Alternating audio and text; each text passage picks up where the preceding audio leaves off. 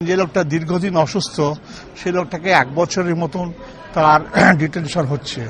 তৃতীয়ত তার বিরুদ্ধে অ্যারেস্ট করার পর একটা মাত্র চার্জশিট দিয়েছে, যে চার্জশিটে তার বিরুদ্ধে স্পেসিফিক কোনো অ্যালিগেশন নেই।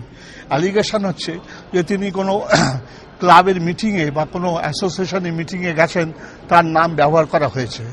একজন পাবলিক ফিগার, একজন এমএলএ হিসেবে, মন্ত্রী হিসেবেও যদি নাই দেখি, একজন এমএলএ হিসেবে পাবলিক ফিগার, তাকে যেতেই হতে পারে বিভিন্ন অনুষ্ঠানে, সভা সমিতিতে। সেখানে যাওয়া মানে এই না যে তিনি তার কারোর বিরুদ্ধে কোনো আর্থিক যে অপচয় তার সঙ্গে যুক্ত হবেন। পরের যে গ্রাউন্ড, সেই গ্রাউন্ডটা আরও পরিষ্কার যে কোনো সিঙ্গেল ইনভেস্টর, যত লোকের টাকা আজ অব্দি গেছে, যারা ক্ষতিগ্রস্ত হয়েছেন, তাদের ভেতর কেউ একজন লোকও মদন মিত্র মহাশয়ের বিরুদ্ধে কোনো অভিযোগ করেননি। প্রসিডিওর আছে, ছাড়বে কতগুলো বেল বন্ড জমা হবে, রিলিজ অর্ডার যাবে, কিছু প্রসিডিওর আছে।